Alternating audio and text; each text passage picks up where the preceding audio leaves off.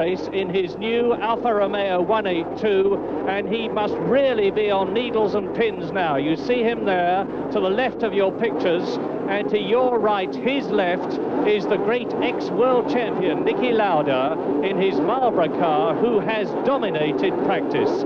Behind the Alfa Romeo and Niki Lauda are the two turbocharged Renaults of René Arnoux and Alain Prost. Then Bruno Giacomelli in the second of the two Alfa Romeos, and Nelson Piquet, the world champion, who won in Brazil, who crashed in practice, and away.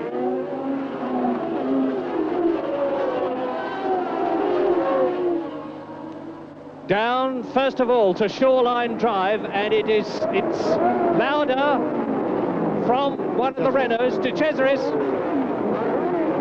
Cesaris leads. Now, he's got further than he did last year, because Andrea De Cesaris in the Long Beach Grand Prix last year failed even to get to the first corner before hitting Alain Prost. Now, his car is perfectly set up. He's on Michelin tires, which are ideal for this circuit, and the 12-cylinder Alfa Romeo engine is great for Long Beach. Yes, it's the best non-aspirated engine, certainly power-wise, in the race. Cesaris had a marvellous practice. The car's gone very well all the time, but now he's under the greatest pressure of his life. He was in a highly emotional state after the race yesterday, and we'll be interested to see how he goes. But he's certainly streaking away at the moment, and seems to have settled in very well. And the Marlboro cars are very well up indeed. There is the leading Marlboro Alfa. There goes Arnoux, who is in second place, with Niki Lauda in third position behind him. And this is the half lap. Don't forget, 75.5 laps. They first of all go round the course, then along Ocean Boulevard. They are now at Le Gazoumet, which is the sweeping hairpin, which leads round to a new section of the course. They're on this section now. It's an extra turn that has been put in since last year. So they are now coming up towards the end of the first full lap. And it is De Cesaris leading down to another new section. This is where Queens used to be last year. Look at the lead that De Cesaris has now over Arnoux, followed by Lauda. Yes, Lauda's looking very comfortable in third place. He absolutely dominated practice here. It was a little bit of a freak result when De Cesaris stuck it on the pole. Lauda only did about 5 laps in final qualifying. He warmed his car up, did a very, very fast time that was about 6/10 quicker than any of the rest of the field could get. The Renaults finally got it under 1 minute 28 in their qualifying laps, and then Lauda was actually on his way to the press conference, the flag was out, and De Cesaris stuck in this very quick lap. But the moral pole winner and the man, as I say, who dominated practice throughout was Niki Lauda, and he at the moment, with all his experience, looks like he's taking it just nice and comfortably behind the Renault. He'll be in no great hurry to get past. He won't want to see De Cesaris go too far away, but I think that he'll be pretty confident that he can make his moves slowly. It's a long race, it's hard to pass, it's important for him to pick his spot and keep out of trouble, keep everything in good shape. And significantly, that is one of the ATS cars. It looks like Salazar. You can see clearly enough what the trouble is, with the rear wheels smashed off the car. And in fourth position now, it is Bruno Giacomelli. Bruno Giacomelli, so the two Alfa Romeos are in first and fourth places. Tremendous pressure, of course, on the leader, Andrea De Cesaris. He's only 22 years old, ex-kart champion of Italy, Europe and the world. Yes, De Cesaris had a very checkered season last year. His first year in Formula One, he crashed an enormous number of times, made a lot of mistakes, seeming capable of keeping the car on the island. And of course, he's now on the most pressure of all. And what his temptation for an inexperienced driver will be, he's out in front leading the race, and he'll be tempted to try and get away and possibly to attack the circuit too quickly. Street circuits are not the circuits that require really attacking driving. They require very careful, accurate driving, because you're completely enclosed with solid, unforgiving concrete walls. But at the moment, he's looking very steady indeed, and the Renault's holding on, but which of course just puts a bit more pressure on De Cesaris. But it will be, in fairness, a surprise, albeit a very pleasant one, if he can hold the pressure and keep the thing on the island. Well, maybe De Cesaris has settled down. Heaven knows, as James said, he had a dreadful season in 1981. He went off, really off, no less than 8 times, and some really catastrophic crashes. But maybe he's worked it out of his system. Last year, he was driving in the Marlboro McLaren team.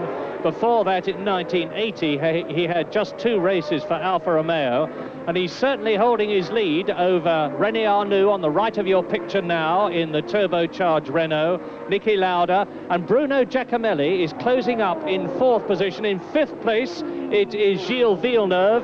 In 6th position, it is Alain Prost in the 2nd of the 2 Renaults. Then in 7th place, it's Didier Pironi in the 2nd of the Ferraris. 8th is Keke Rosberg in the Williams. Yes, talking about the Ferraris, Villeneuve's driving, there was quite a lot of excitement up and down the pit road, but Ferrari came out with a fascinating and rather splendid interpretation of the regulations, saying that a wing is allowed to be a certain width, but there's nothing about how many wings you can have. So they've got 2 wings, one each side of the back of the car, which in effect makes a much wider wing than the regulations allow. I don't know that there was a lot of sort of talk of protests and things yesterday. Obviously, the rule will have to be clarified because that's an advantage, but they didn't seem to go a lot quicker in practice as a result of having the big wing on, and therefore, of course, I don't think that the protests were flooding in, but it was, I think, really a political move by Ferrari just to show a loophole in the regulations and probably an attempt to get it clarified for everybody in the future. But it's all made for a bit of fun and a bit of talk in the pits. And significantly, the leading 4 cars are on Michelin tyres, which are ideally suited to the Long Beach circuit, because the 2 Alfa Romeos, 1st and 4th, are on Michelin. Niki Lauda, that we are looking at now, is on Michelin, and so is the yellow and white Renault. And now De Cesaris is leading René Arnoux by close on 2 seconds, in fact 2.8 seconds. He's extending his lead, Andrea De Cesaris. There, number 8, the great ex-world champion, Niki Lauda, came back into racing after 2 years out of it, drove a magnificent race in South Africa and finished in 4th position, failed to finish in Brazil, so he is very much out for World Championship points. And if I had to be putting money on anybody in this race, and look at the way Giacomelli is closing up, I would be putting it on Lauda. Yes, Lauda, of course, has got the perennial problem of having a turbocharged car in front of him with a big power advantage. Arnoux only has to cruise it round the corners. Of course, he's not doing that at the moment. He's going as quick as he can, but it's fairly evident from the way Lauda's pressuring him that he would be going a lot quicker if he hadn't got the Renault in front. It's just a question of persuading, really. It looks as if he's going to have to persuade Arnoux to make a mistake, because up until now, he's never looked even close enough to get in a properly challenging position to overtake. See, now he's right up behind him. The power of the Renault will now take the Renault away from him. Renault out accelerating the Marlboro McLaren quite substantially, but Niki, of course, is experienced enough to be patient. What will be annoying him is, of course, that while he's being delayed by the Renault in front, he's now got Giacomelli coming, starting to put pressure on him from behind, and there's De Cesaris building his lead very steadily, driving very steadily and impressively at the moment, I have to say, doing an altogether very much more mature-looking job than he's ever done before. So who knows? Yes, he's sliding the car very nicely there. It's a yellow flag we got there. We can't see what the incident is. So presumably means somebody's stopped or parked or hit the wall there while the marshals are tidying up. They're very efficient, the marshalling at Long Beach. They get the cars off the circuit very quickly if there's any damage and things. It's really a wonderfully organised race. It's quite amazing in that the first time Long Beach was run was in 1976, and it really has become probably the classic race on the calendar. It's certainly much more popular with the teams and all the performers than the old idea of the classic race, which was, of course, Monte Carlo. A little mistake from Arnoux there. Unfortunately, it was going into the corner, so Lauda had to back off too and couldn't get a run. But he just seemed to... Yes, Lauda's attacking, but of course...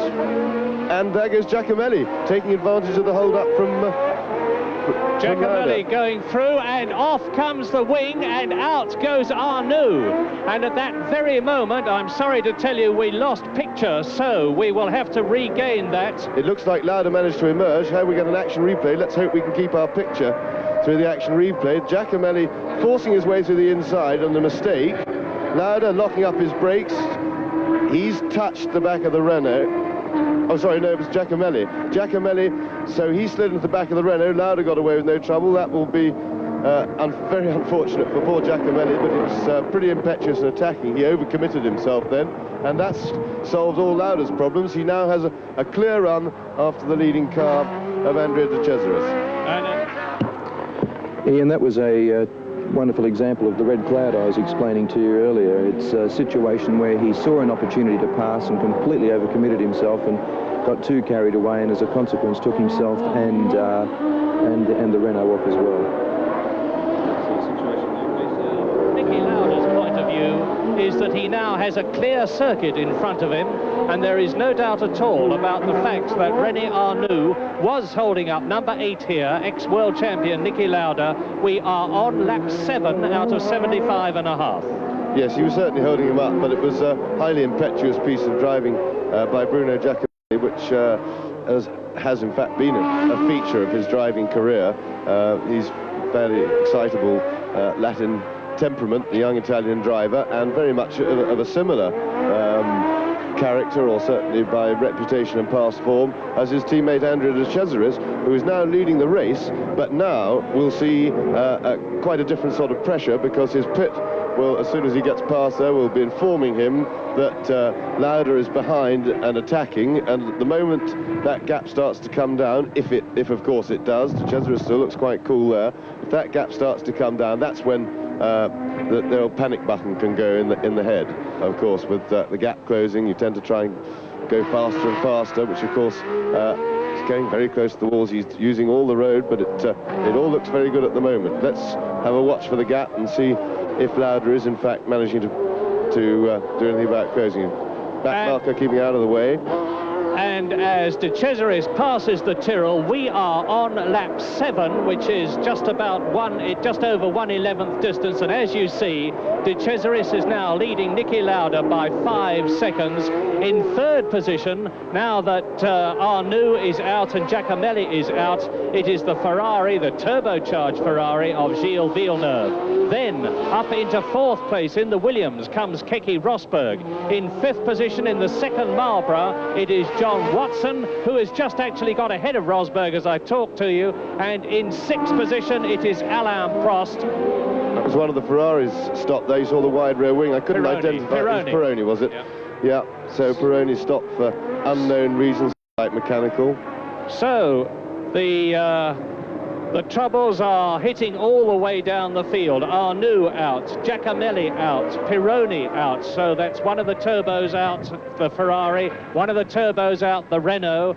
And there, as I talk, is Arnoux's car with exactly the same sort of problem as the ATS had, the near side rear wheel. Now look at the gap. There is De Cesaris, and I've got the stopwatch running. The gap was over 5 seconds, and it is now 4.63 seconds on lap 8. So Niki Lauda is inexorably gaining on the leader and pulling away from Gilles Villeneuve in third position, Watson fourth, Rosberg fifth, and in sixth position Alain Prost in the Renault. Yeah, well now the interesting thing comes to see how well young Andrea De Cesaris can handle the pressure, because this really is the moment of maximum pressure for a Grand Prix driver, being chased by a car that's a little bit quicker, trying to hold a lead that you've worked all your life for, and it really does get very tempting to try and go too quick. But of course what he should console himself with, but it's a difficult thing to do, is the realization that of course it's one thing for Lauda to catch him up, but that's by no means loses him the race, because the Alfa does have more power than the Cosworth-engined McLaren that Lauda's driving, and if De Cesaris handles everything right, good shot of Niki Lauda there, working hard, very hard work in these. We're seeing a replay again here of the incident. Giacomelli going inside, quite frankly, very unfortunate for René Arnoux, who was a completely innocent victim going into the corner. Giacomelli just overcooked the whole thing. Niki Lauda, all his experience showing beautifully, could see a potential incident coming, kept well out of the way, looking for anything, and never even looked like getting involved.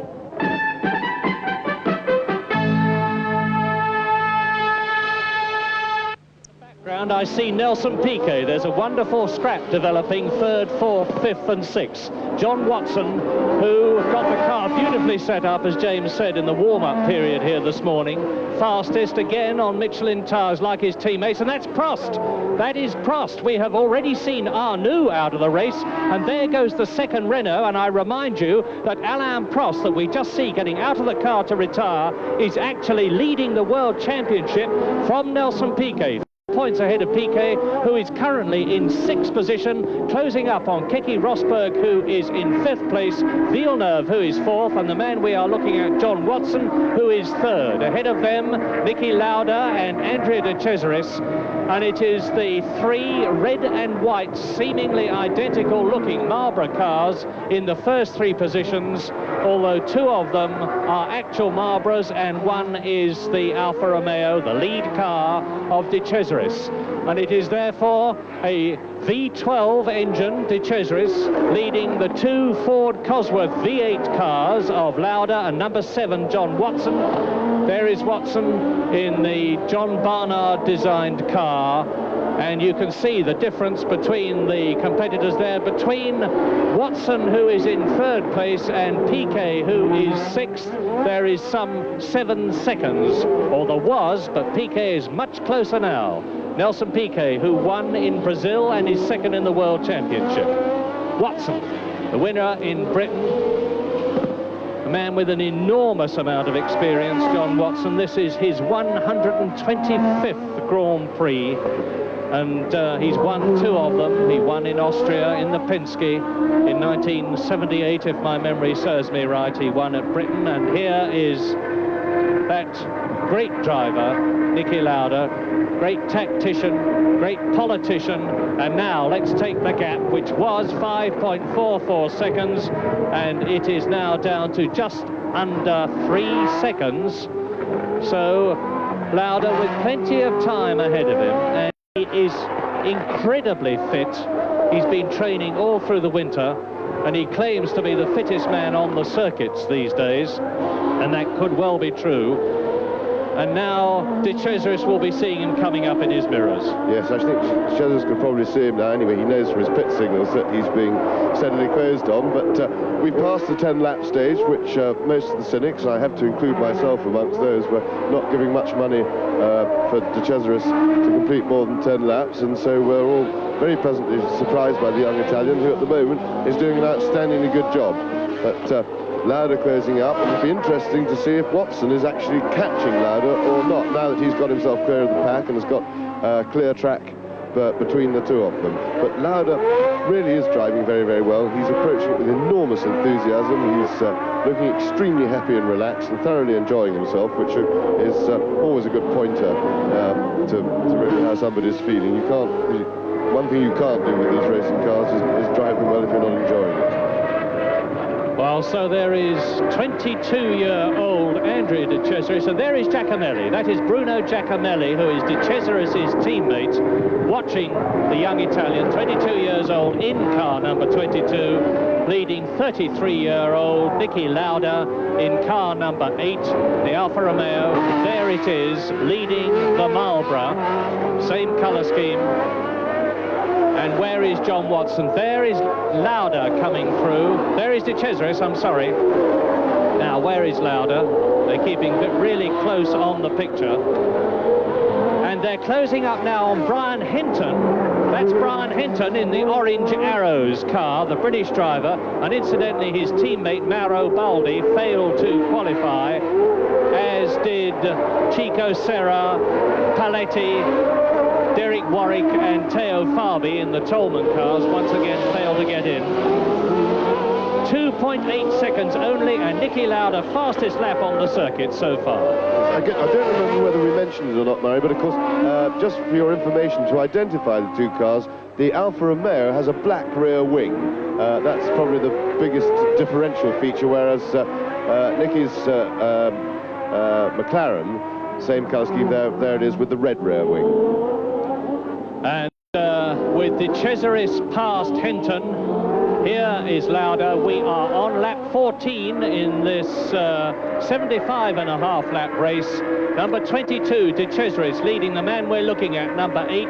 In second position, Niki Lauda. There is Lauda passing Hinton. It's certainly less than 3 seconds now as they come down to the end of the straight. In third position, it is John Watson. In fourth position, Villeneuve. In fifth position, it is still Keke Rosberg. In sixth position, it is Nelson Piquet. Seventh is Michele Alboreto. Eighth position is Eddie Chiva. And now Lauda is really going to harry Andrea De Cesaris, and this is going to be the ultimate test of the Italian's cool.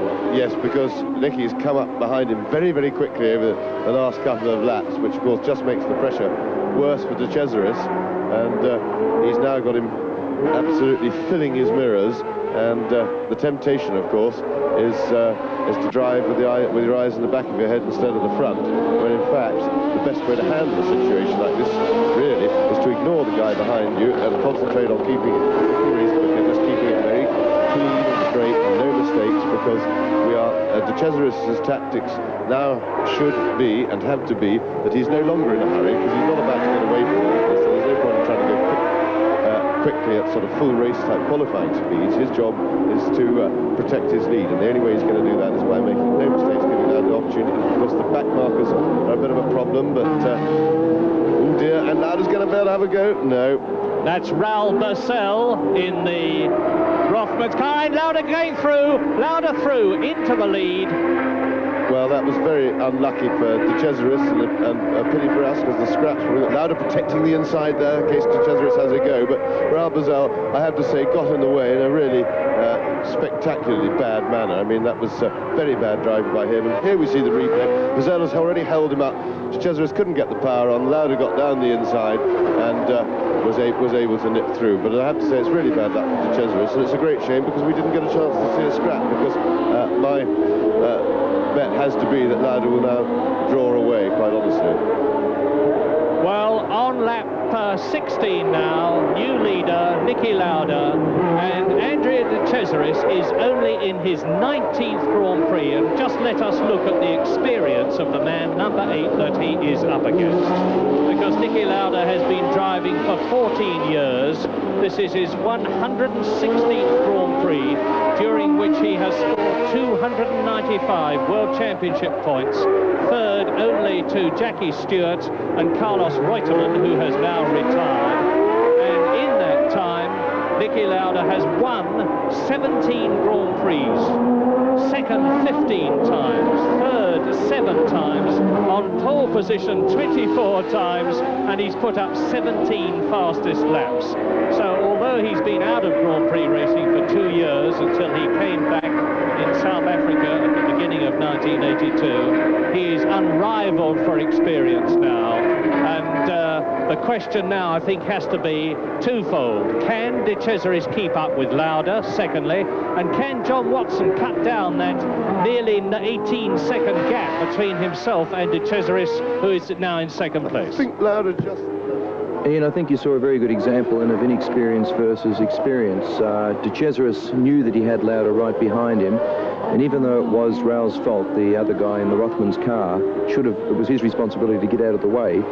I believe De Cesaris should have driven with that in mind, that he may not have got out of the way, and placed his car in such a way that if he was slowed down by the other car, Lauda couldn't have got past. But Lauda saw the situation coming, got himself ready, and took full advantage of it. Now it'll be very interesting to see how ragged De Cesaris gets in his bid to keep up with Lauda. Okay, it's Niki Lauda. Airline in Austria with very great success, and is a very accomplished pilot, great businessman, Niki Lauda, from second place man Andrea De Cesaris.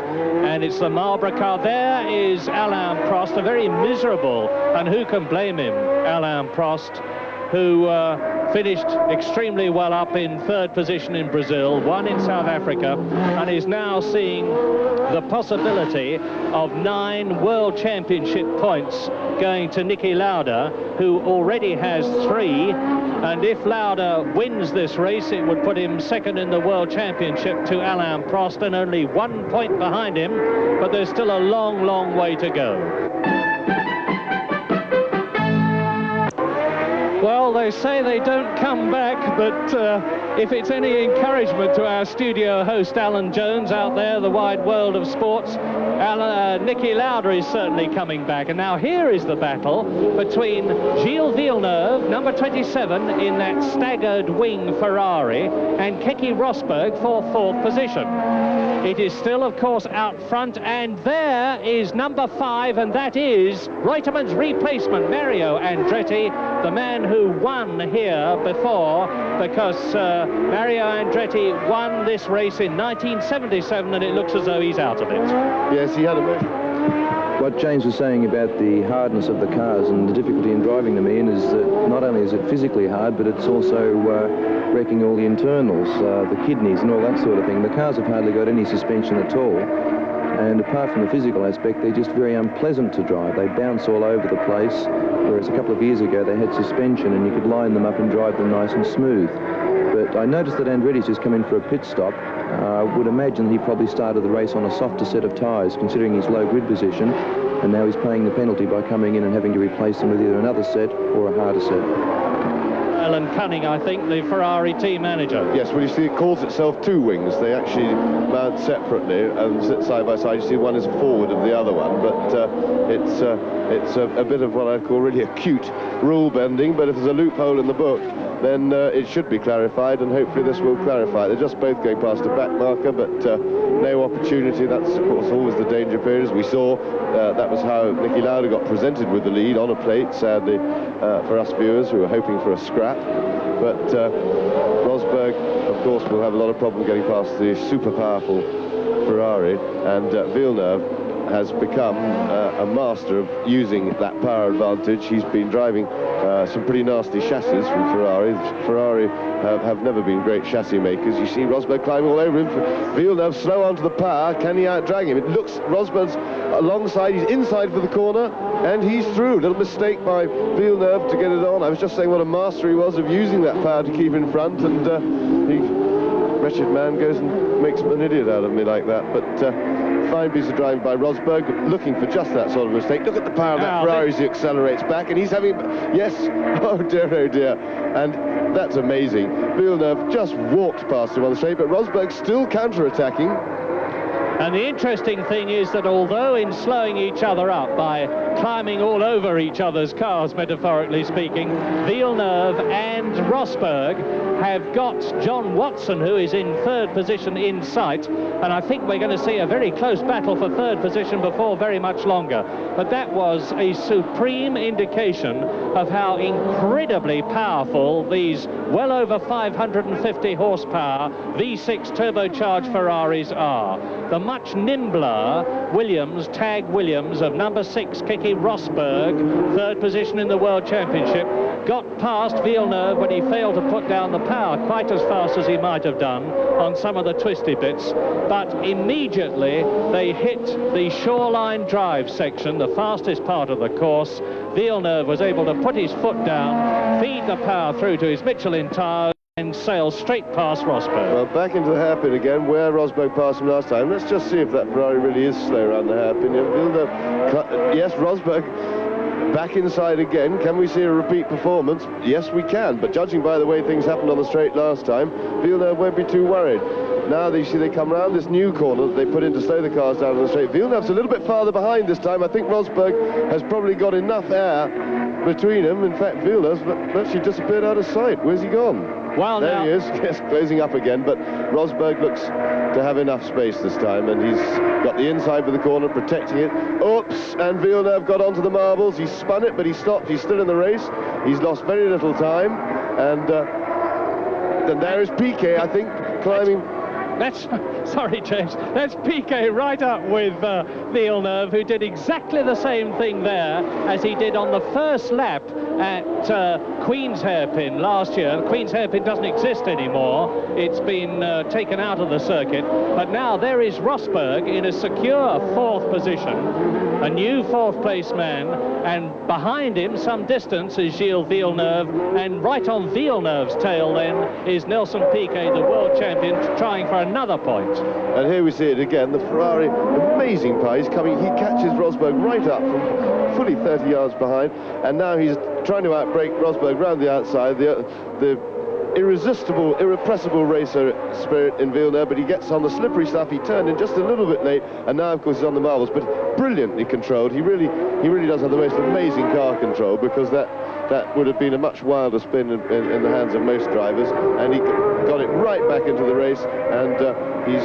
not lost very much, but he may well have lost his battle with Rosberg, because Rosberg is now hammering up the exhaust pipes of John Watson by the look of things, and so a battle is now developing for third place between Watson, who holds it at the moment, and Rosberg, who's right behind him. And this is a more evenly matched scrap, because they've both got Cosworth engines, and Rosberg's attacking, and has he got inside? Oops! Ooh, that was a tight one. Now, the interesting thing is that before this race began, Frank Williams had a little chat with Keke Rosberg, who is famous for his powerful style of driving, and warned him, reminded him that after South Africa and Brazil, he only just had enough rubber on his tyres to finish the race, and Rosberg has got to curtail his enthusiasm a bit. This is a very rough course on tyres, and Rosberg is really throwing the Williams about. He's up to third position man John Watson. Yes, of course, this is his breeding being finished. He was brought up on ice, where they learn car control and they learn to throw cars about, get them very sideways. And of course, this doesn't really suit a Formula One car. As Murray says, it puts a lot more wear on all the components. It's also not the quickest way to drive them, but we can't accuse Rosberg of not being quick, so he's certainly managing it from that point of view. But at the moment, he's got to throw it about, because he's having a scrap with Watson, and his main preoccupation for the time being is to try and get by Watson and capture that third place. Well, we are on lap 23, watching the battle for third position between John Watson in the red and white Marlboro and Keke Rosberg in the white and green tag Williams car. Ahead of both of them is Niki Lauda, leading on lap 23. Andrea De Cesaris still coolly holding that second position, now some 4.5 seconds behind Niki Lauda, and there is 33 seconds between De Cesaris and the battle that we're looking at, Watson and Rosberg.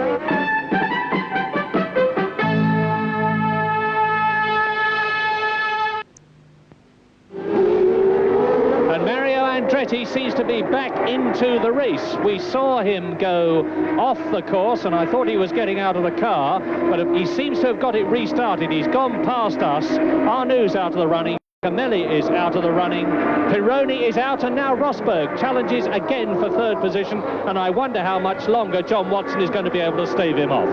Well, apart from early on, we had the one real go.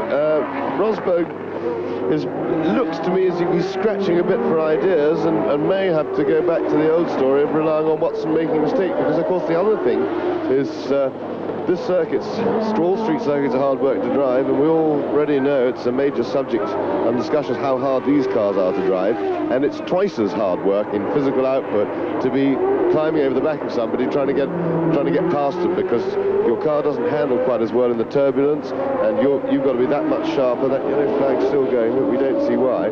So the question is how long Rosberg can keep up this really hard climbing all over the back of Watson. At what point he's going to have to say, I want to keep it as close as I can behind and just keep the pressure on and hope I can persuade him into a mistake. But of course you've got to keep pretty close in order to pick that mistake up if and when it happens. And all the time, Villeneuve and Pironi are gaining. When we get these two in a long shot, which hopefully we will do soon, you will see that Villeneuve in 5th position and Piquet in 6th position, not Pironi, Piquet in 6th position, are together, as you see on the caption there, and they are gaining on Rosberg and Watson. There was 4 seconds in it there. I think there is less than it now, as hopefully we will see. Down to the right-hander, Watson in 3rd position, number 7. Rosberg number 6 in 4th place. It is still Niki Lauda leading on lap 27 out of 75.5, and De Cesaris still 2nd. Yes, I think Lauda's probably eased up already. It was a feature of his driving before in that he always seemed to be fairly satisfied with a small lead. I think a lot of drivers, myself in my day included, now who is that?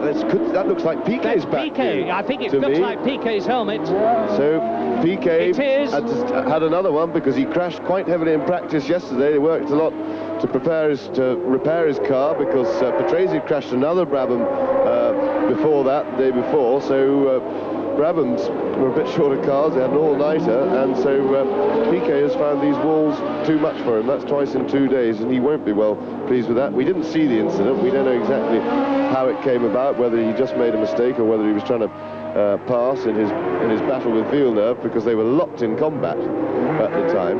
But as I was saying about Lauda, I think it was a feature of his driving. He always used to be satisfied with a fairly slender lead and then pace himself to the car behind. I'm on the other hand, and that is Patrese, who must have had a spin by looking at it. He's also knocked the front wing off, and so he's just trying to do a 3-point turn, apparently not making a very good job even of that. But most drivers like a bigger cushion. Rosberg challenging, and looks as if he's going to do it this time. He's got the space, he's inside him. Yes, he's got the line, and Rosberg, his efforts are rewarded. Now let's see if Watson can retaliate at all. Watson making a mistake, sliding wide there. He was off the line on the slippery stuff. And Rosberg comes round that corner. That gives you an idea of how incredible these drivers' reflexes are. On the previous lap, that corner, of course, was completely clear, and that, number 31, is Jean-Pierre Jarier, who was extremely quick in practice. Indeed, he was 10th fastest in practice. Now, Rosberg came round that corner, and he sees Piquet's car. Now, if they come round, that crash truck is right on the racing line. Absolutely, he's seriously on the racing line. And then he should have backed it into the corner. That's a very, very dangerous situation indeed. And that yellow flag is not being waved nearly strongly enough. I think that Jarrier's car stationary. Now, Rosberg missed the stationary Piquet's car, but there's now that crash truck right to the right of Piquet's car. Well, they're going to have to put marshals in the track to warn them, because this is really dangerous. But maybe the marshals are warning them. That is Lafitte. Jacques Lafitte, helmet off. The cars are going down like 9 pins at the moment. Now, I think this may be a reflection on how hard the race is physically, because it looks to me as if these sort of mistakes are being made out of tiredness, and where we haven't even reached half distance, and the cars are so hard. If you remember in Brazil, Patrese stopped at about, or if not before half distance, suffering just from plain straight exhaustion, and it looks as if it's really taking its toll here. They don't have the space that they do on a conventional closed type circuit where you've got runoff areas and things, and you can make these little mistakes. Here there's no peace for the wicked at all, and one little slip with a little bit tired, just physically not being able to work those arms well enough to pump the wheel around, puts you in the wall. And we've just seen, goodness knows how many cars, I've lost count in the last 5 laps. We've lost a lot of cars. Well, let's take...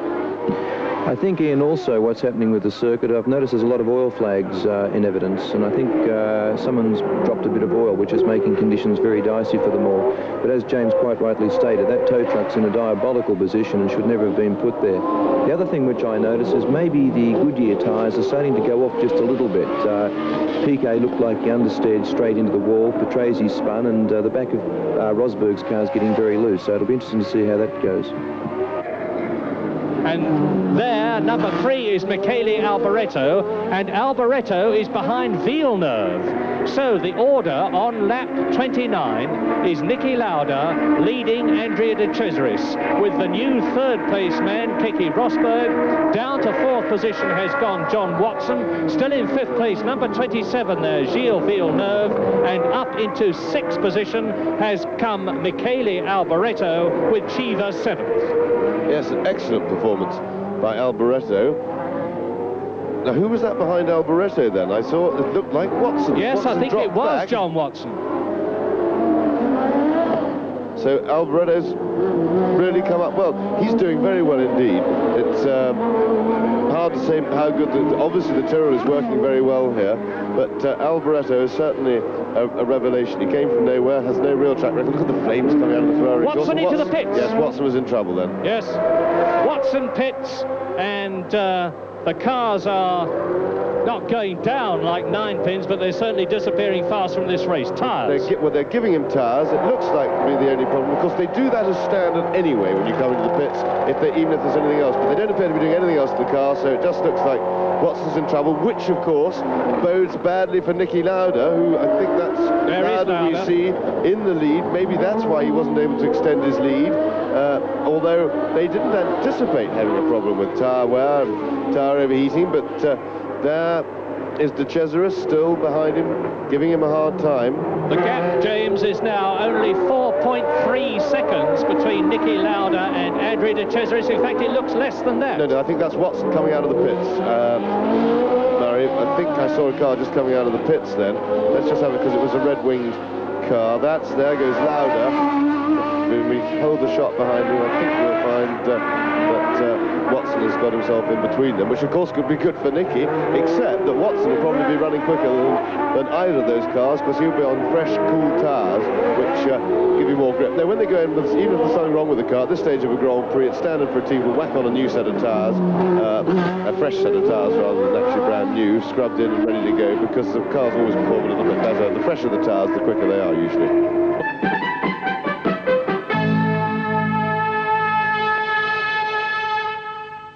Lauda is on lap 32, 75.5 lap race, so we're still not even at half distance, and there are only really about 12 cars in the running now, 14 on the circuit.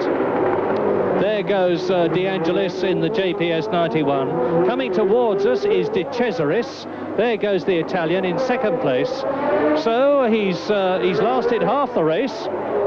Yes, I have to say, a most creditable performance by De Cesaris. I think whatever happens to him now, one would have to say that this has been the outstanding drive of his life. He's done far better than anybody expected, suffering from youthful impetuosity throughout his career, to the point that he was discarded by the McLaren team at the end of last season, and they were even talking of discarding him mid-season. They were so unhappy with his inability to keep the car on the road, and he's in possibly the toughest circumstances that he's ever faced.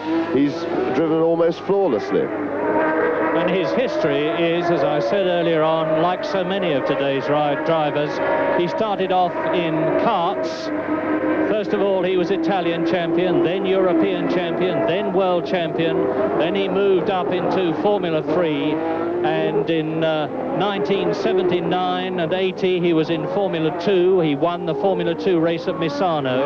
He drove for Alfa Romeo with the flat 12 engine car in the Watkins Glen US Grand Prix and the Canadian Grand Prix of 1981. Then he switched to the McLaren team, as it was last year, and you've heard what James had to say about that.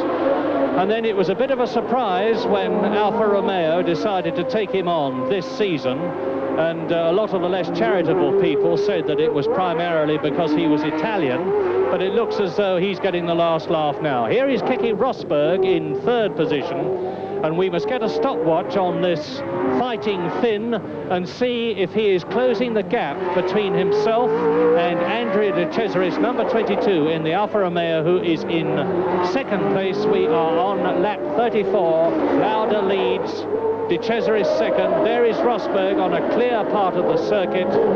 In fourth position, it's still Villeneuve. Piquet's out of the race, as you know. Alboreto is in fifth position. In sixth place, it is Eddie Cheever, making some sort of a drive in the Talbot, which was absolutely diabolical at Brazil. Jacques Lafitte is out of the race. We've seen that happen. In seventh position, it is Elio De Angelis, who has already been lapped by Niki Lauda. And then in eighth position, it is John Watson, who is now out of the pits on fresh tyres and will no doubt be the fastest man on the circuit with fresh rubber, and really anxious to get back into the points. distance indeed. This looks, there's Villeneuve and Alboreto. Now, Alboreto in the blue unsponsored Tyrrell is right with Villeneuve and trying to do to Villeneuve what Keke Rosberg did earlier on, but he seems to lack Rosberg's power. I don't think he lacks any of the Finn's tenacity, and that is De Cesaris. It's happened again. Andrea De Cesaris has lost his cool, as he did so many times last year. There's the fire extinguisher going out, and James, it's happened again. Yes, what a great shame. Still, as I said before, you can't take it away from him. He did a lot better than expected, but he's crashed very heavily too. It looks as if he's hit that wall very hard. There's a lot of damage at that front end, of course, he must be pretty tired by now. But quite honestly, this is why a lot of people felt that he had no future and no career in Grand Prix racing, because he did last year. Despite, before every race, exhortations from his team and everybody around him were telling him there's no hurry, just drive slowly, just what you mustn't do is crash. He seemed quite incapable of not crashing. As I say, he did much better today, but sadly, he's done it again. And quite honestly, you can't win a race if you're not in it, and if you're going to crash, Grand Prix racing is not for you. And it really does look as if De Cesaris, shame though it is, and exceptionally well though he's driven, he was not under pressure at this stage. He was following Lauda, he was in good shape behind him, and he's thrown it away. We didn't see exactly what happened, of course, but and one must, in fairness to him, say it could have been a failure on the car. He may not have made a mistake, and we would be wrong of me to criticise him out of hand until we know the absolute facts of it. But it looks as if he's done it again. Well, a lot has already happened as we come fairly close to the half-distance lap. The half-distance lap is lap 37. My quick mental arithmetic tells me in this 75.5 lap race, and we're now on lap 36. Niki Lauda has got an incredibly secure lead, because he is now no less than 40 seconds ahead of the new second place man, Keke Rosberg. But if Rosberg keeps going and just stays in second place, he will finish up this US Grand Prix West in the lead of the World Championship. And there is Mike Mansell, who has slowed up Villeneuve and is now being passed by Alboreto, and in the process Alboreto is once again right with Villeneuve, who had pulled away from him. And we're looking now at the battle for third position between the Scarlet 1.5 litre V6 turbocharged Ferrari with flames bursting out of the exhaust pipes behind Villeneuve, and Michele Alboreto for third position. And who's that? That looks like Brian Henton out of the race, climbing. Yes, it's Henton. So Henton in the Arrows is out.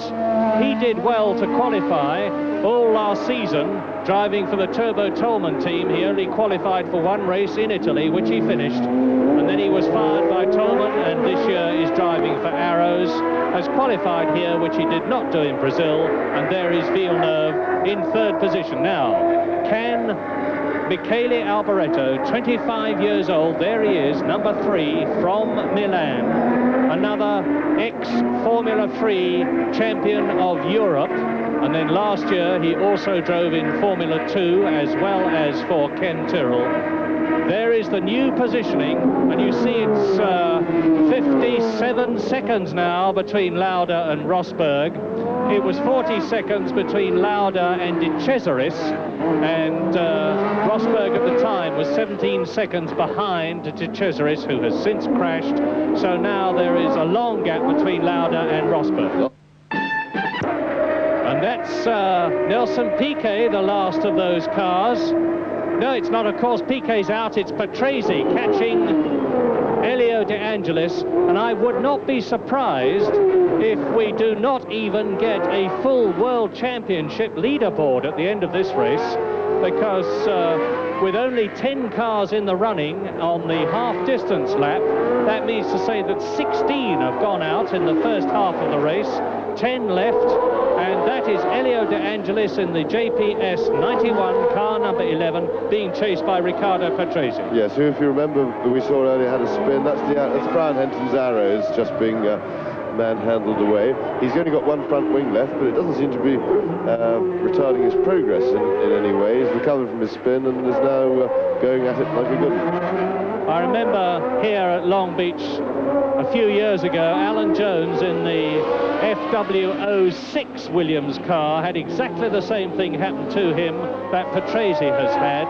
He had his offside front aerofoil dipping and scraping along the ground, and I gather, although I don't know from experience, that on a comparatively slow circuit like this, the loss of one front aerofoil does not make all that much difference. Indeed, Alan said he didn't even know he'd lost it.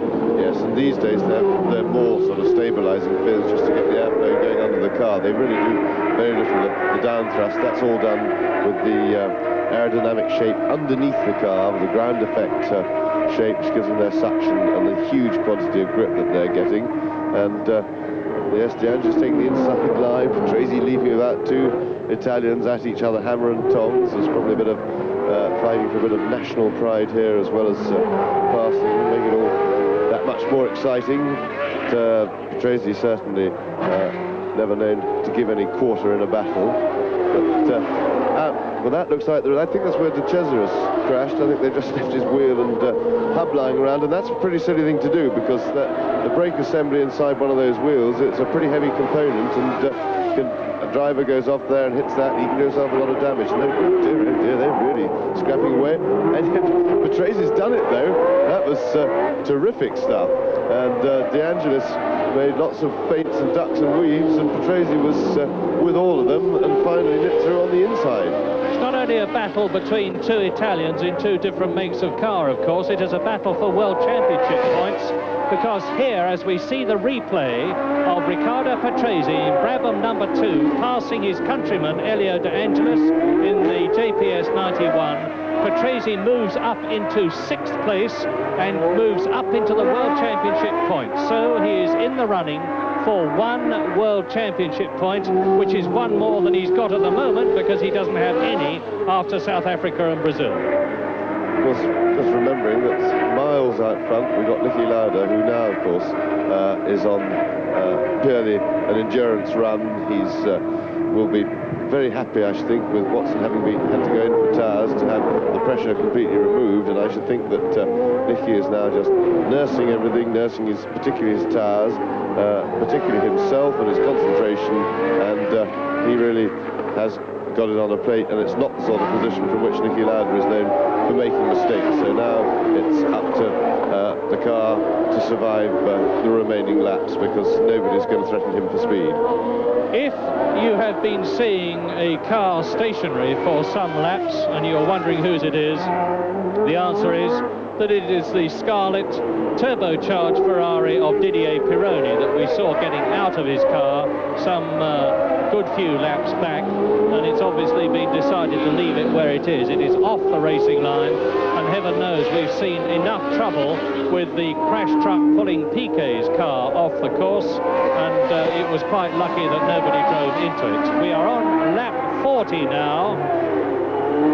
In this 75.5 lap race, we're looking at the 6th place man, Riccardo Patrese, the Italian, who for 4 years, from 1978, 79, 80 and 81, drove in the Arrows team. And then Bernie Ecclestone and Gordon Murray persuaded him to join Brabham this year. And he drove the Turbo Brabham in South Africa. He drove the Ford Cosworth powered car, because this is the 49D car, and he's closing up now, about to lap, I think it's Derek Daly in front of him, we'll soon see.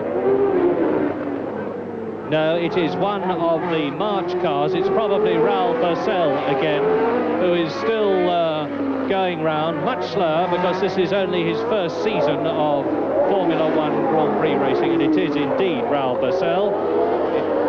He behaved much more politely that time than he did when he rather spoiled the race from everyone's point of view up front when holding up De Cesaris earlier on.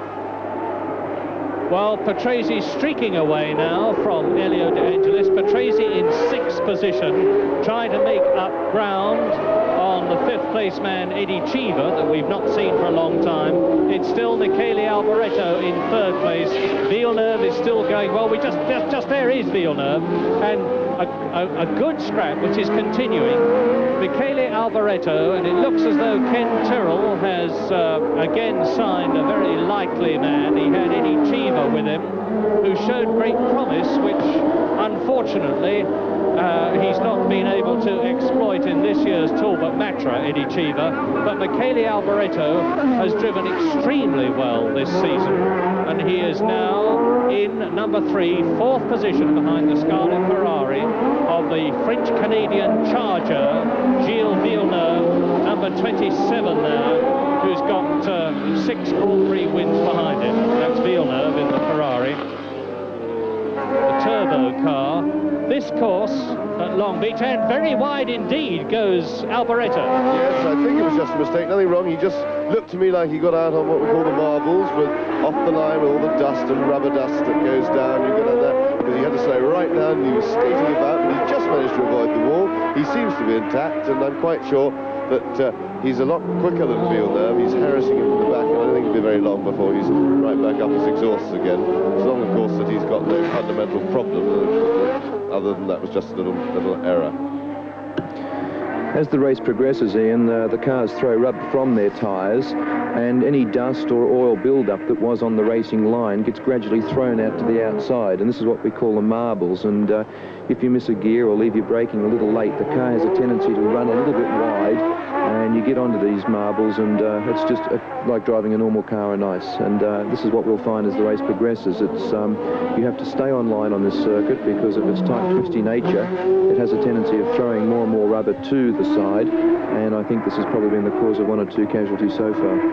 And Niki Lauda now is far from slowing down, going quicker than ever. He's obviously decided that the pace he's going is one at which he is perfectly happy, and with that lap of 1 minute, just over 1 minute 30 seconds, he is 4 seconds slower than the fastest lap in practice put up by Andrea De Cesaris, and about 3 seconds slower than his own fastest lap in practice, which was the second fastest lap of all in the 2 practice sessions.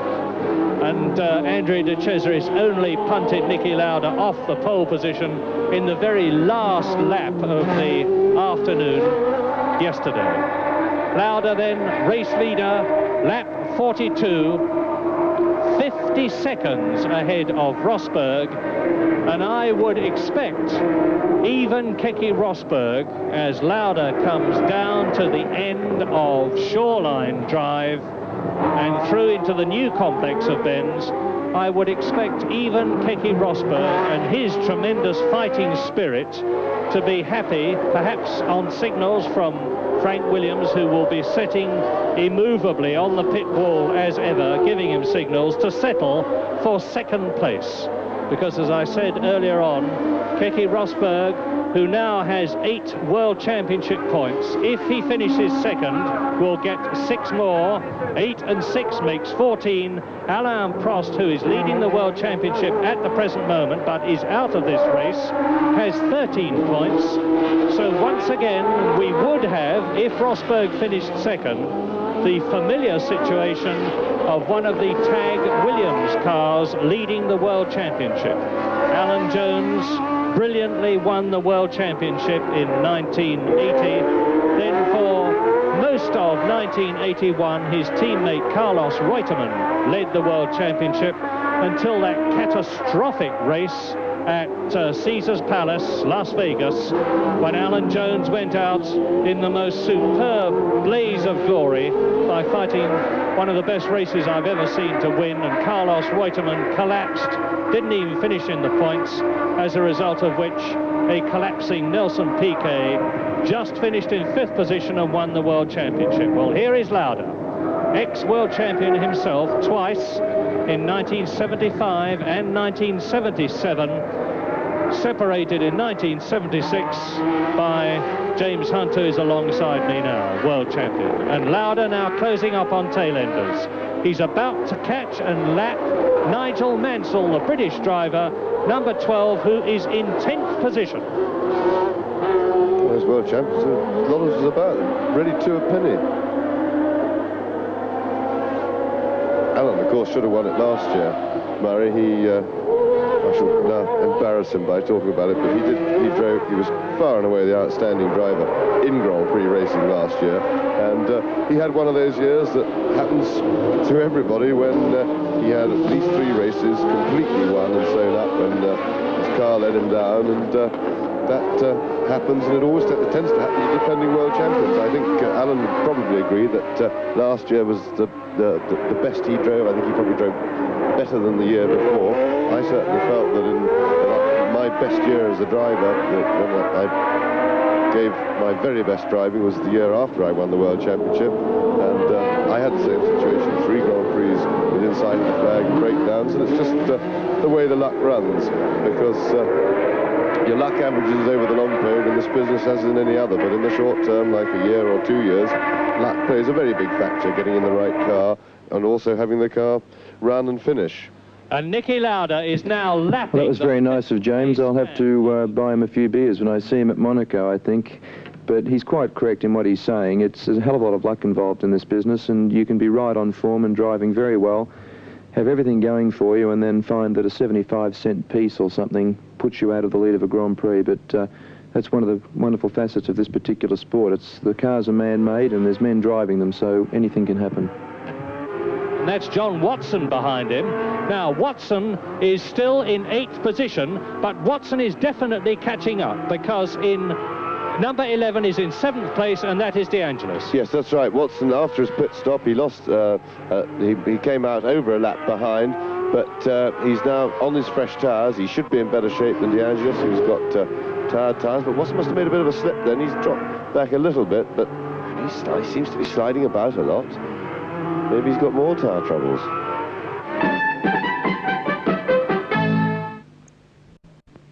Let's recap on what has happened in the last few minutes, because Eddie Cheever, having been caught and lapped by the race leader Niki Lauda when he was in 5th position, has gone into the pits for tyres in his Talbot Matra car, and so now on lap 48 in this 75.5 lap race, as we look at Keke Rosberg motoring smoothly along in 2nd place in the Tag Williams car.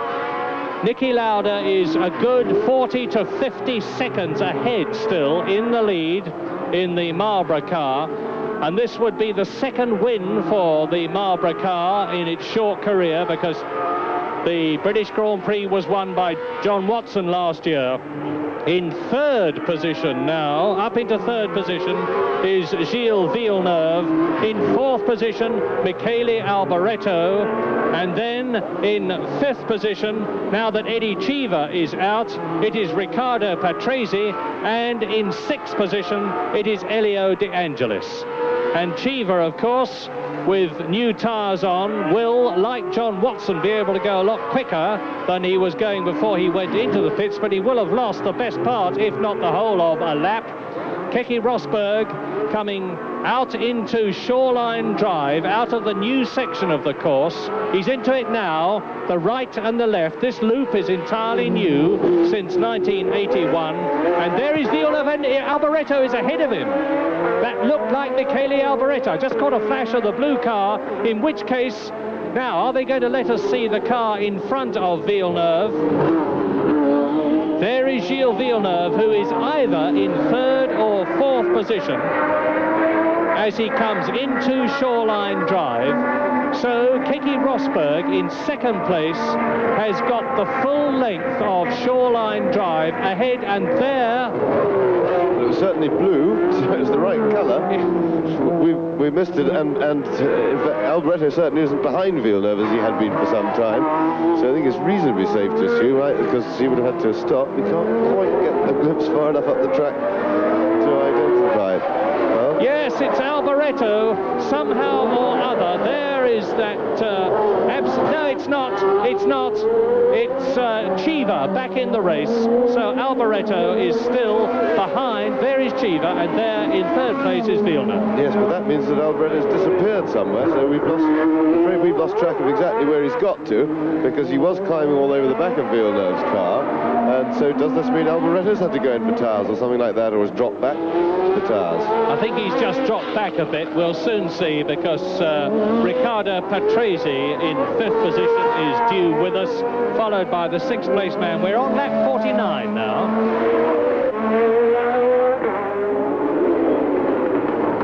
Race leader, Niki Lauda, down Linden Avenue, having taken turn 8, and he goes now into the right-hander, which leads into Indy, the very long left-hander, which in turn leads up to Le Gazoumet, the tight right-handed hairpin, from which, if you're in the right position, you can easily see the Queen Mary. Now he leads into what was the very, very long sweeping Shoreline Drive section, but into which this new loop has been inserted. And Niki Lauda is about to complete his 50th lap with 25.5 to go, because they start on one side of this 2.13 mile circuit and finish on the other. And so Lauda, with the second place man Keke Rosberg a long way behind him, has got 25 laps.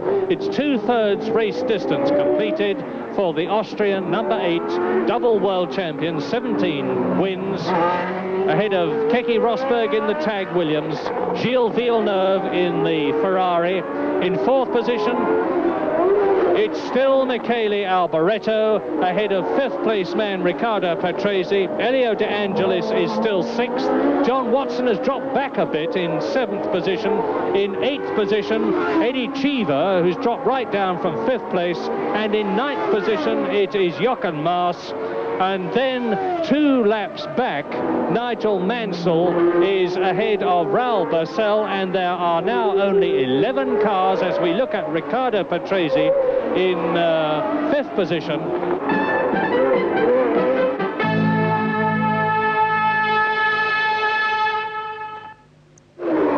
Well, they may not have been quite as quick, but the Goodyear runners certainly seem to be surviving more healthily on their tyres at the moment.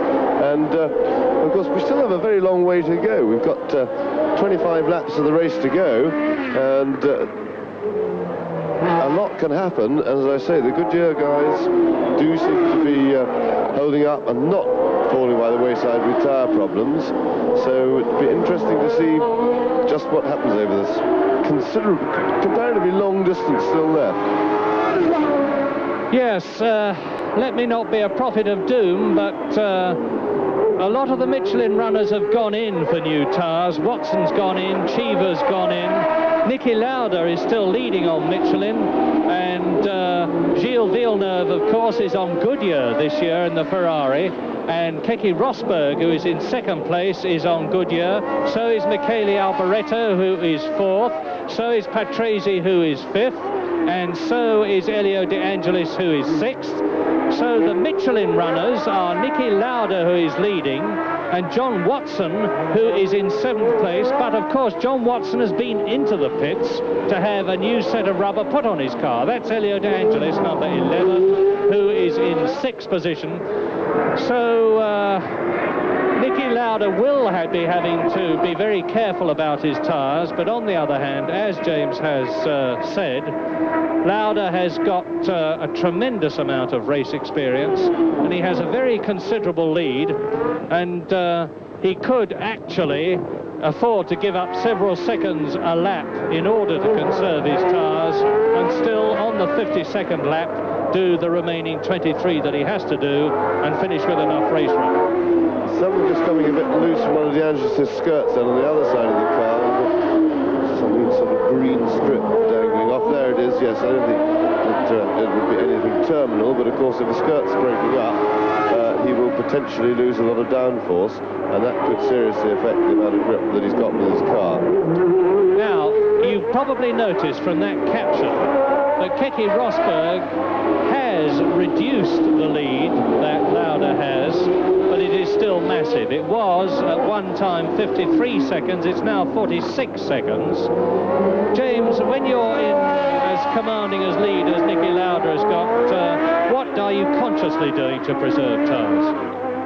Just keeping it very smoothly, trying not to slide the car, which is not too difficult these days. These cars have got so much grip, they don't slide very easily, and just try not to spin the wheels as you put the power on coming out of the tighter corners, just rather as one would do with one's own car on the road. If you want to make the tyres last longer, you keep it smoother and don't slide the thing about. And that's what Lauda will be trying to be doing. So, of course, he's probably feeling fairly insecure there in his lead, because he will by now be aware of the fact, and I would think he's pretty bright lad, he knows what's going on. He'll be aware of the fact that a lot of other Michelin runners have gone in to the pits to change tyres.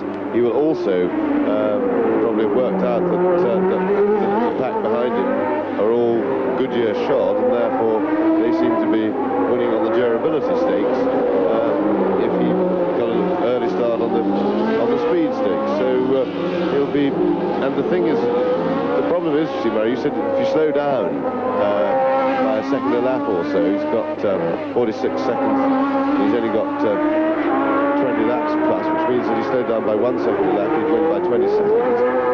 Problem is, you don't want to slow down by too much, because near the end of the race, you start going, you want as much lead as you can. So what he'll be doing is trying to strike a compromise. He'll be driving as quickly as he can without sliding the car, basically, and without putting too much strain on himself also.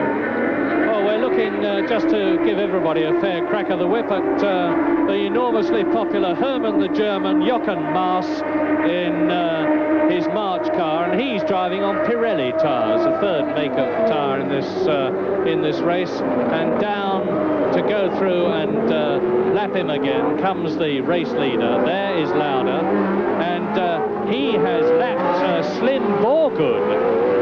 That blue car is Slim Borgud, the Swedish driver, who must have been into the pits and come out again. He's well down on our lap charts anyway, and it's quite a tragedy for Ken Tyrrell that he doesn't seem to be able to command any sponsorship these days, because neither Alboretto's car nor Borgud's car number 4 have got any real sponsorship money behind them. So there is Jochen Mass in 9th position in the Rothmans March, about to be lapped, and he indicates to Niki Lauda that Lauda should go through on Mass's left, which Lauda does. Jochen Mass was out of racing this year after the South African Grand Prix. The March team were very short of funds, and Jochen, who lives in and loves South Africa, has the advantage of living next door to the head man of the Rothmans concern, and Jochen is reputed to have popped round next door and come out with $4 million, as a result of which he is very much back in the driving seat of the March and leading their team, with Raul Barcel, the Brazilian, in the second seat. Niki Lauda leads lap 55, 75.5 lap race, and I have said before, it looks as though it's all over bar the shouting, but 20 laps is still a long, long way to go. It is, after all, over 40 miles, about 42 miles, and with the punishment that the rubber must have been taking, even with Lauda's smooth driving style, it must remain suspect whether he can complete the race. But if anybody can, Niki Lauda will. Have a look for the telltale dark bands on the tyres, which can signify trouble, and there aren't any. Yeah, the Michelins don't mark up in the same way. It's not a question really that the rubber rolling. It's a big problem really as well. I don't think it's a problem to go, also for him to go the distance. What happens before you wear right through the tyre, of course, they just, when they get past a certain point, they just lose so much grip that the performance drops really markedly and too much. And what Lauda's trying to do is to preserve tyres within a reasonable level of performance. Well, it's down to 36 seconds now, the lead that Lauda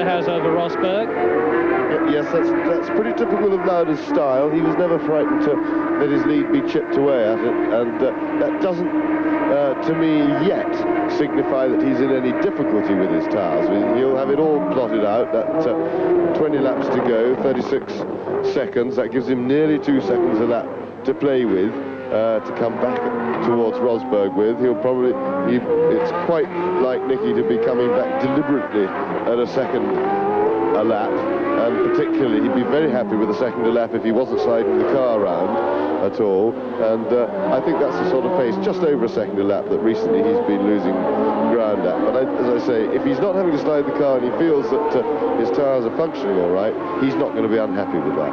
And Lauda is now catching, as we look at Rosberg in second place. Lauda, the leader, is catching Michele Alboreto, who is in fourth position. And Lauda is very soon going to have lapped everybody up to Gilles Villeneuve, who is in third position, behind number 6, Keke Rosberg, who is closing up on Jochen Maas. There is Maas on the right. Car number 18 is Bercel. So there goes Rosberg past him. There is John Watson, who is in 7th position, and on lap 57, Niki Lauda leads Keke Rosberg, number 6, the second place man. There he is in the Tag Williams car.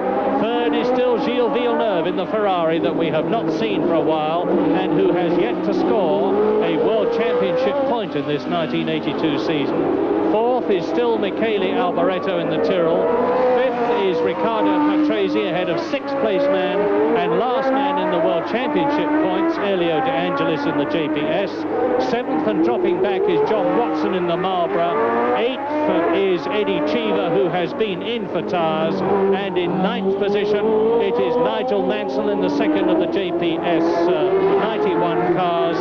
Then there is Jochen Maas. Raul Bercel is behind, a lap behind, and he is the last competitor actually to be running on the course, of which there are now 11 out of the 26 who started. There the caption, 20 laps to the end, and Lauda is 36 seconds ahead of Rosberg, who is, well, a good half minute, 40 seconds ahead of Villeneuve. So the interest in the race now has to be how much Lauda is pacing himself in the know, and whether this man, number 6, Keke Rosberg from Finland, driving in his first season in the Tag Williams car, can catch up on Niki Lauda. Rosberg 5th in South Africa, 2nd in Brazil in both races, only finished with the minimum of rubber, and he's certainly taking it out of his Goodyear tyres in this US Grand Prix race at Long Beach.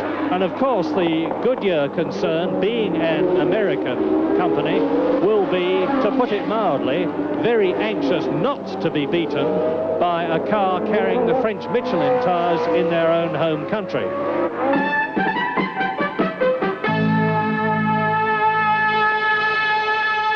Well, Riccardo Patrese, I can tell you, although you haven't seen this on your screens, is really smoking through the field, because he has caught and passed Alboreto, the Italian driver, and there we see confirmation of it as I talk to you.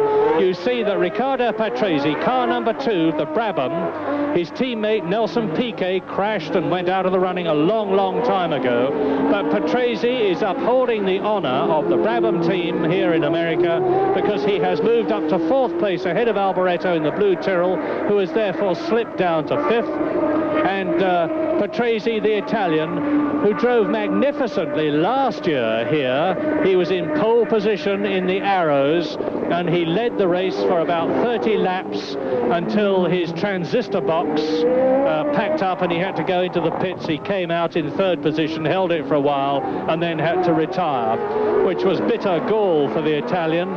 There is Pironi's car that I mentioned earlier on, parked on the right-hand side of the circuit.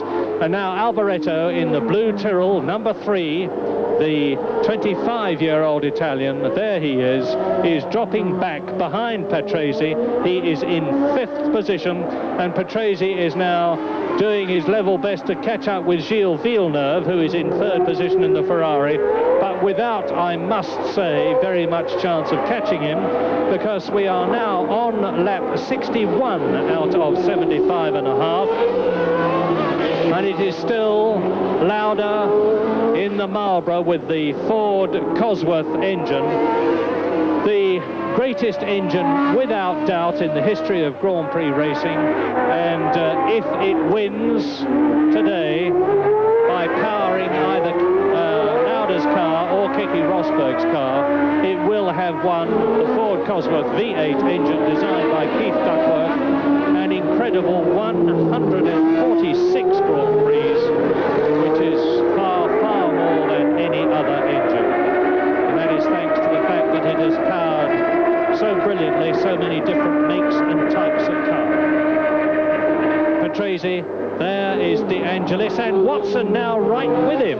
So John Watson, and he spins. Oh, just Watson probably very tired. I don't know, he got right up on the marbles then. He did quite well not to put it in the wall. I thought it's all slippery out there. I thought he was heading for the wall. So Watson back up again, and he's going backwards and forwards like a yo-yo. Here it is again. Going to see it again, yeah. John Watson catching De Angelis, who is in 6th position. Online there, and now just a little bit wide. Now you see all the, he's on the dusty bit, see off where the rubber things, all the dust coming off the tires. Very slippery there. Oh, he must have missed the wall by inches there. Anyway, he's alive and lives again. This is a reverse replay now. Don't need that. And there is De Angelis, who has taken advantage of that half spin by John Watson to consolidate his 6th position. There is the Italian, who was rumoured to be going to the Alfa Romeo team after being thoroughly disenchanted with what was the Lotus team last year, and he's now actually catching Alboreto. So Alboreto is probably pretty tired. He has been passed and pushed down to 5th place by Patrese. There is Villeneuve, first time that we have seen him for a long time. We're on lap 62. Villeneuve all alone in 6th position, behind the race leader Lauda, behind the second man Keke Rosberg, and Patrese is the man to watch, as for that matter is De Angelis. De Angelis in 6th position, pulling away from John Watson and catching up on Michele Alboreto, who has been displaced from 4th to 5th by Patrese. Villeneuve we're watching.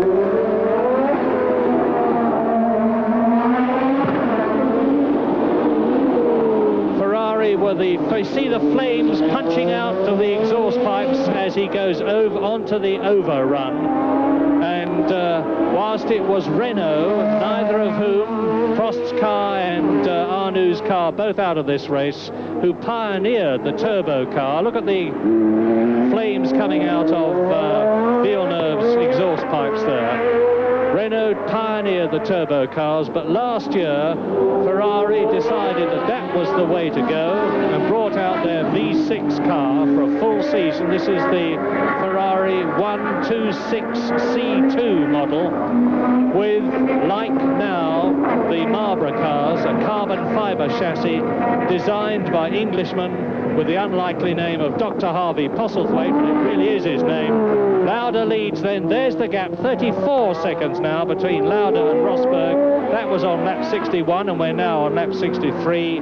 Villeneuve some 40 seconds behind Rosberg, and then Patrese 4th, Alboreto 5th, De Angelis 6th, Watson 7th. In 8th position it is Nigel Mansell that we have just seen.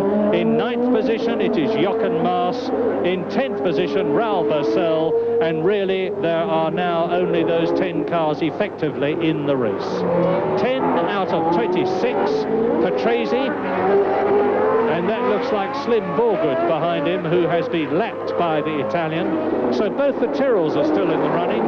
That'll be good news for Ken Tyrrell. He's got no sponsorship money, but he will be getting quite a packet of money from the FOCA, Formula One Constructors Association prize fund, with 2 cars at the finish. But it's not, it's Alboreto. Alboreto has done a banzai charge, and he's closed right up now with Riccardo Patrese in 4th position. And in front of Patrese is Niki Lauda. Yes, I think Lauda will just let them go and let them unlap themselves. You don't want to get tangled up in a battle.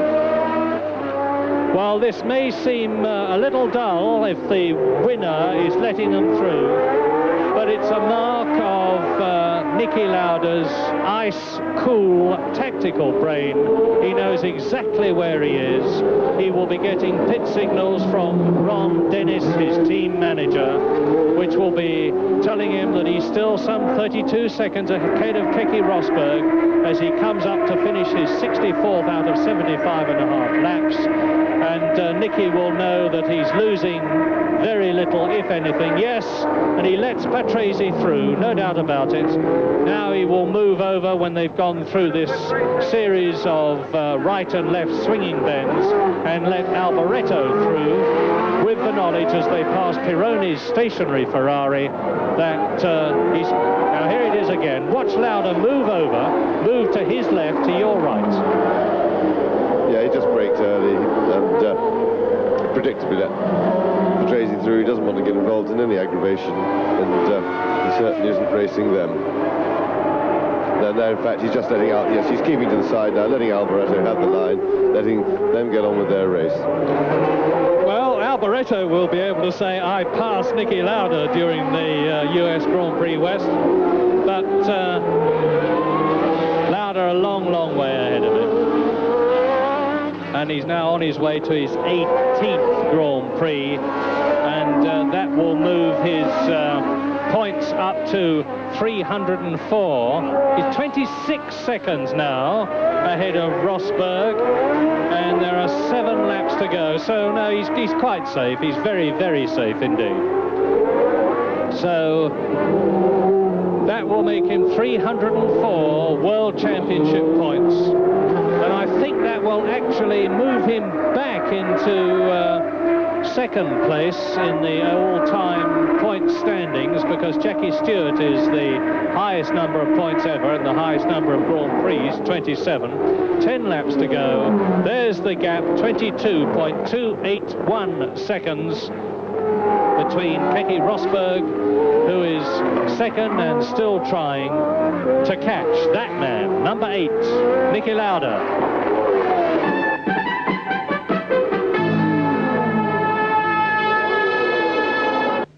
Niki Lauda, who wore a unique neck brace at Brazil, at the Rio Autodrome, a circuit which is tremendously bumpy and subjects the drivers to the most extreme physical G-forces, has dispensed with that neck brace here at Long Beach. Yes, the strain on the neck at Long Beach is nothing like the problems that for all the drivers that they were having in Brazil. Being a street circuit, the cars probably get the biggest G-forces in much faster corners than this, over 100 miles an hour, especially with a little bit of banking. These stir corners, they're not getting so much downforce, you see, not so much suction, because they're not moving through the air fast enough to get the aerodynamics really working. And so they don't... the G-forces here, the neck problems, have basically gone away for the drivers. I'm sure they'll be back. And of course, the hard training they went through in Brazil with 2 weeks to recover, they've all probably got slightly stronger necks by now. Plus, of course, the fact I have just reminded myself that the Brazil course was run anti-clockwise, whereas Long Beach, like most of the other courses, is run clockwise. And at Brazil, therefore, it was the wrong side of the neck, as it were, that was taking all the strain. Keke Rosberg is taking the strain, but Lauda is doing it even better. The gap has now gone up to 22 seconds. So it really does look as though on lap 69, 75.5 lap race, it really does look as though Niki Lauda, world champion in 1975 and 1977 in Ferraris, has got the measure of Keke Rosberg. That's the confirmation of it. My 22 seconds was on our hand timing. It was 0.2 of a second out, which isn't bad in comparison with the computerized timing.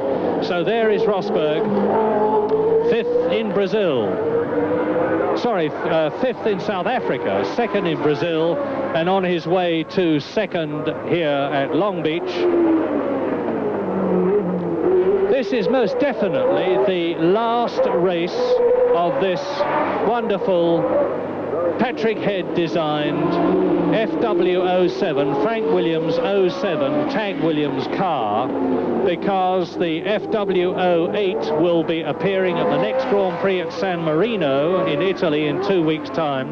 Rosberg has already gone incredibly fast at Brands Hatch, and the Tag Williams team reserve driver, Formula 3, now Formula 2 man, Dr. Jonathan Palmer, has this week in the FW08, there is Niki Lauda still leading, well away of course. Jonathan Palmer did a lap at Silverstone this week in the FW08 at over 151 miles an hour, considerably faster than the all-time lap record. Yes, the great shame of it, talking of Jonathan Palmer, is that he's got himself signed up under contract for Formula 2 races, and there's now an available seat for him in the Williams team, which he definitely should be taking. His career is absolutely ready. It's a golden opportunity, and the poor guy must be being driven mad. But I hope that Frank Williams will be able to do some sort of a deal with his Ron Toronac, who has him under contract for Formula 2, and even if not, I think I would very much like to see Frank put Jonathan in the car for what races he can do, because he's a very promising driver, and the time is right, and their new car does sound, from all reports, to be absolutely fantastic and going very, very well in testing. As we watch Niki Lauda, the race leader, with just 5 laps to go, in case you are mystified of all this talk from James and myself about a spare seat in the Williams team, it's worth telling you, those of you who don't know, that the great Argentine driver Carlos Reutemann, who retired at the end of last season and was persuaded to come back, there is Keke Rosberg, decided after the Brazilian Grand Prix 2 weeks ago that he really had enough, phoned Frank Williams and said, Frank, I am definitely retiring, as a result of which Frank Williams put in some frantic telephone calls and got Mario Andretti to drive for the first time in one of these FW07 cars here at Long Beach, and Andretti retired some time ago in this race, and it's questionable whether we will be seeing him in the Williams team again, because Andretti is very much committed to his American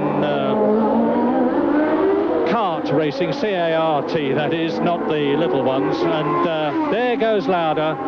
Well, the gap's come down again, 1.3 seconds, but that's really no indication at all, because Lauda is now on lap 72. It really does seem that this truly great driver, and no words of mine can really say just how good he is, because after retiring from racing, having recovered from that dreadful crash he had at the Nürburgring, when he was out of racing for 6 weeks in a situation where any normal human being would have been finished altogether, and yet he came back in 1976 and then went on and won the World Championship in 1977. Then at the end of 1979 in Canada, he just got out of the Brabham and said, that's it, and practice, I finished, and went home.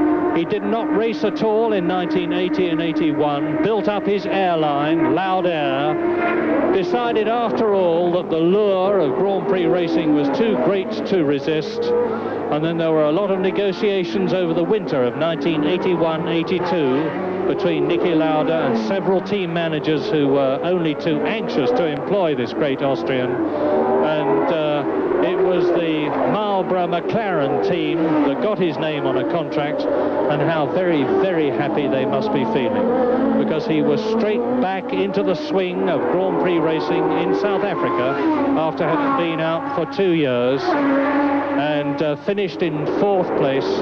In Brazil, he got punted off the circuit by Carlos Reutemann, which may well have led to part of Reutemann's decision to retire. That says after 71 laps, with Lauda 22 seconds ahead, and he is now on lap 73. So only in his 3rd Grand Prix after South Africa and Brazil, and now here in America, in California, only his third Grand Prix after 2 years out of racing. It looks as though, with just 2 laps to go now, when he comes out of this loop and goes into the Shoreline Drive section, Niki Lauda will be well on his way to finishing this race.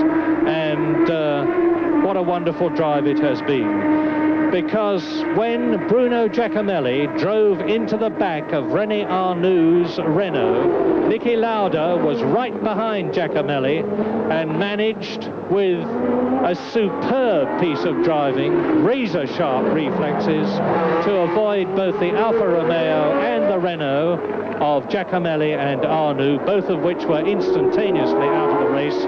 He moved immediately then from 4th place to 2nd place. Then he closed the gap between himself and Andrea De Cesaris, fought his way past, and has been very much in the lead ever since. And now he's driving round with Michele Alboreto, who he has already lapped. Alboreto in 5th position. So still on the same lap as Niki Lauda, which incidentally is lap 74, are Keke Rosberg, Villeneuve and Patrese. And actually Michele Alboreto is just on the same lap, but whether he's going to be on it very much longer remains to be seen, because I think Niki is debating with himself about whether he's going to pass him. Well, if Alboreto's got no chance of catching the guy in front, he'd be very well advised to let Lauda through so he doesn't have to drive one more lap of the race, because if he finishes behind him, he'll get the checkered flag. If he goes past in front, he's got to go all the way around again. So he could save himself a bit of work if he's got no axe to grind over his position. Well, once more into the fastest part of the course, once more up into top gear, once more at about 150 miles an hour, and down to the brakes and into the right-hander goes race leader Niki Lauda up towards the Michelob series of bends, then up Pine Avenue and into the Toyota Bend right-hander, underneath the bridge there, along Ocean Boulevard. And Lauda is down the straight for the last time but one, and up in the rostrum is the official that will be giving him that checkered flag, because now Niki Lauda is on the last full lap in this 75.5 lap race. Let us go round. I'm sure the producer will stay with the great Austrian on his last lap. He's got a clear circuit in front of him. As you can see, the sporting American crowd, and it is a record crowd here. There were 50,000 people here yesterday to watch practicing, and there must be well on 100,000 people here today, are rising on the last lap to cheer Niki Lauda home for his 18th Grand Prix win in his superb career. Yes, an absolutely marvellous comeback for Niki. Thoroughly deserved his win from the moment that he got in a racing car again for the first time for over 2 years. When he started testing McLaren before Christmas, he was completely rejuvenated with enthusiasm and aggression and everything to drive the car, and of course with all his experience and everything as well. He's, if anything, well, certainly a more formidable driver than he was in his last season or two before he retired, when he had other things on his mind. He was building up his airline business. Now he's giving it 100%. He's right into it. He's got himself fitter than he's ever been before in his life, and he's driving as well as he's ever driven, and he's rejuvenated the Marlboro McLaren team, and there he is to take the first win of his comeback. And that means to say that provided Keke Rosberg, who is some 20 seconds behind Niki Lauda, who has won the US Grand Prix West of 1982 at Long Beach, and in the process, as I have said before, won his 18th Grand Prix. Provided Keke Rosberg finishes second, the World Championship positions will be Keke Rosberg leading Alain Prost, Rosberg with 14 points, Prost with 13, and Niki Lauda here will be in third position. That's Chris Pook with the beard, the man who is responsible, and he always has been, for organising this superb Long Beach each Grand Prix, and if Nicky takes that fireproof balaclava helmet off, we'll see the great Austrian. There he is, and Rosberg in the background, so that confirms that Nicky